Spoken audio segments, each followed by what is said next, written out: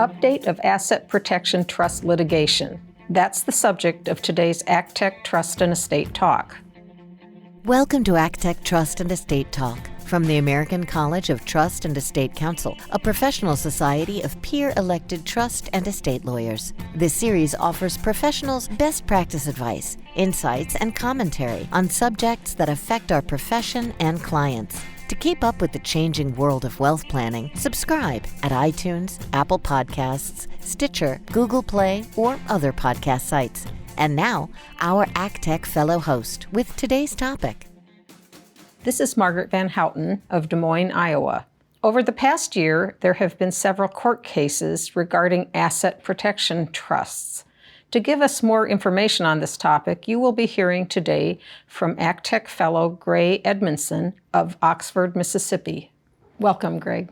Thank you. And asset protection trusts, of course, have been around for a while, offshore longer than domestically. And domestically, we've had asset protection trusts for a little over 20 years, starting with Alaska in 1997. And I know there's been a previous podcast that celebrated the 20th anniversary of that legislation a couple of years ago. And in that time, we have not had a substantial amount of litigation over the effectiveness of asset protection trusts as a creditor protection tool.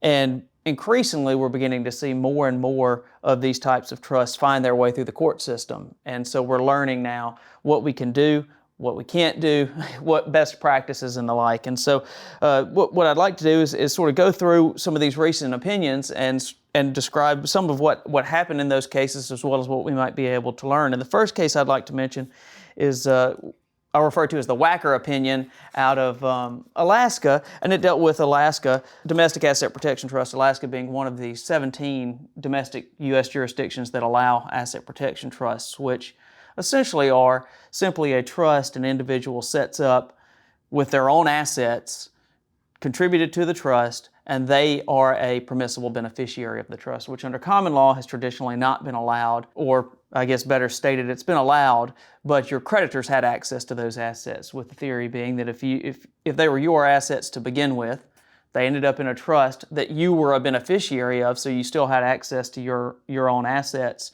your creditors should have assets.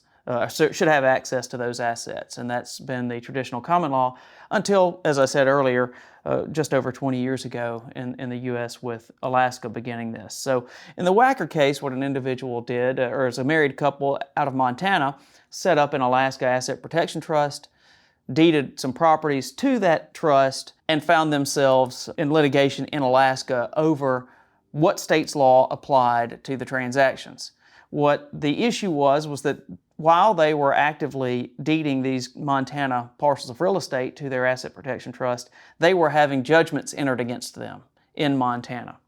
They ended up getting default judgments in Montana, finding that those transfers were fraudulent transfers under Montana law. The Alaska statutes, however, say that only Alaska law could determine whether a transfer to an Alaskan asset protection trust was a fraudulent transfer. The Wackers then, were the creditors in that case, pursued the debtors, the Tangwalls, in Alaska as well. The Tangwalls ended up filing bankruptcy in Alaska and filed for a declaratory judgment in Alaska State Court. It made its way to the Alaska Supreme Court. The Alaska Supreme Court said Alaska, notwithstanding its statutes, can't determine whether another state has jurisdiction to determine whether a conveyance of property out of that state was a fraudulent transfer.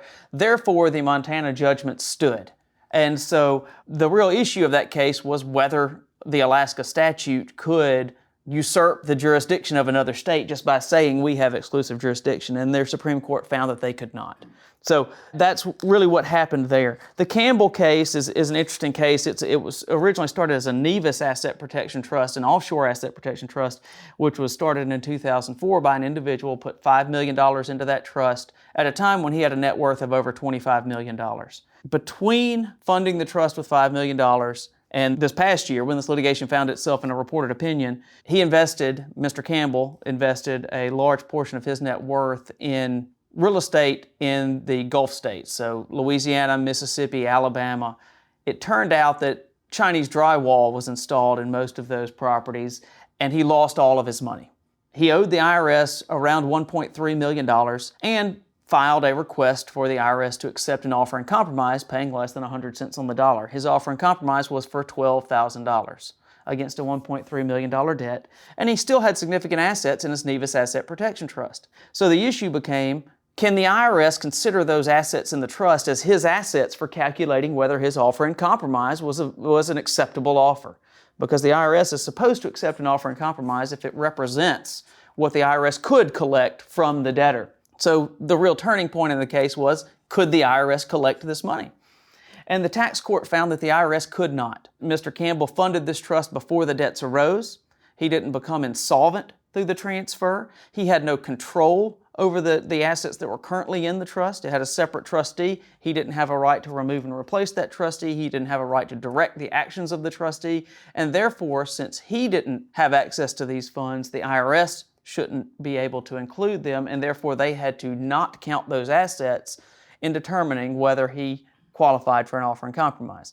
Now, they sent that back. We don't know whether the $12,000 offer was accepted, but we know that those assets in the trust are off the table for the IRS's calculations. The next case I would mention is a Cyr case. CYR is the litigant's name. And this really isn't strictly an asset protection trust, but it came out of a bankruptcy court in Texas. And the issue became whether a trust is a self-settled trust, being a trust that an individual sets up with their own assets for themselves, which is what asset protection trusts are. Dr. Cyr and his wife transferred a number of assets to a trust. That trust had originally been formed and funded by his parents. Their argument in bankruptcy court was that this was not a self-settled trust. This was a trust that was settled by his parents. They formed it, they funded it. Their assets were what made up the original corpus of the trust. The court went back later and through a series of events showed that he had caused assets to find themselves into that trust either by direct transfers or by paying for debts that bought assets that were in the trust. And therefore, the reason I bring up this case is just to note that an asset protection trust is a specified vehicle. It's not something that you can just, I have a trust for myself and therefore it's protected. It's not any trust out there. And so we need to be careful in knowing that courts can deem to be self-settled trusts that we don't intend to be and trusts that we don't think are. The last case I want to mention is the Rensin case, which is a case out of Florida bankruptcy court. Joseph Rensin, who's the founder of Blue Hippo computer sales company that we've all probably seen the late night commercials about, had a Federal Trade Commission judgment against him, a substantial judgment for around $15 million, finding that he never actually ever delivered a computer to anyone, but took $15 million from consumers and in violation of FTC rules. He then filed bankruptcy in Florida, and the bankruptcy trustee sought to set aside assets that were in an asset protection trust that had originally been set up in the Cook Islands, moved to Belize in the interim. It was a Belize asset protection trust. The court found, because Florida has a strong public policy against self-settled trusts, that the trust was invalid under state law, applicable state law, and therefore the bankruptcy trustee didn't have to respect the existence of that asset protection trust.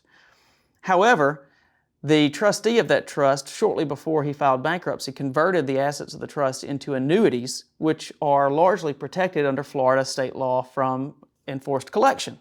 Therefore, although the trust wasn't recognized, one of these annuities, the one that was structured appropriately, was recognized as validly protected from creditors. Even though Florida has a statute that says if you convert non-exempt assets to exempt on the eve of a judgment or a creditor issue, we can disregard its exempt status. He didn't do that. The trustee of his asset protection trust did, and it would actually require the debtor to have been the one that converted the assets.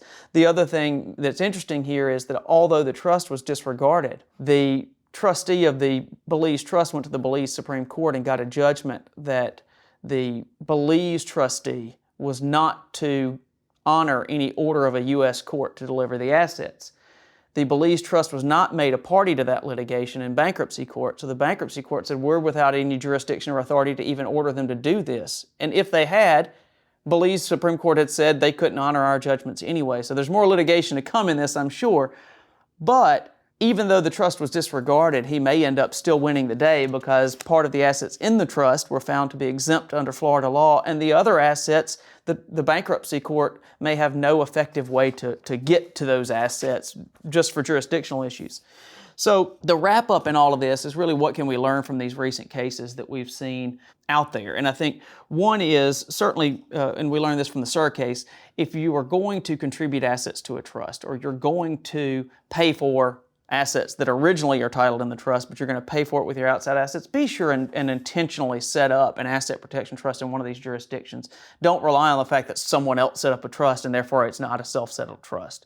If your assets are going in the trust, or if you're somehow paying for assets of the trust, it will be a self-settled trust that needs to be formed in one of these jurisdictions following the requirements. The second thing is, don't fund an asset protection trust through a fraudulent transfer, okay?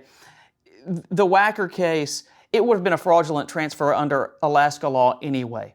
So regardless of whether the jurisdictional question was resolved one way or the other, these properties were deeded to the trust while judgments were actively being entered against the debtors here through fraudulent transfers under either state's laws. So when you set up one of these trusts and you form one of these trusts, do it outside of a fraudulent transfer and know that the bankruptcy court has a 10-year statute of limitations on fraudulent transfers. So the next lesson we learn is do not file bankruptcy within 10 years of forming and funding one of these trusts either. Bankruptcy is largely voluntary. It can be involuntary, but a lot of these individuals chose Chapter 7, I'm sure for other valid reasons, but they potentially lost some of the benefits of their asset protection trusts by doing that. The last thing that I think is a good thing to learn from all of this is to limit the retained rights of the grantor and the settlor. State laws that allow these asset protection trusts largely allow you to retain a number of powers and a number of rights, but when you read these opinions, they step through the control the settlor had over the trust assets, the control they had over the trustees, the investment management discretion, and those types of things. And so the best practice is probably to avoid retention of some of these levels of control, even though state law may allow it, because courts have been citing to those as grounds for either respecting or not these asset protection trusts. Thank you for giving us more information on litigation in the asset protection world. Yes, thank you. Thank you for listening to this episode of ACTEC Trust and Estate Talk, the podcast about wealth planning matters from the American College of Trust and Estate Counsel. To find an ACTEC lawyer near you, visit actec.org. Please subscribe to this podcast and leave us a rating or a review at iTunes, Apple Podcasts, Stitcher, Google Play, or wherever you download your podcasts. Follow us on Facebook and Twitter at ACTEC Talk.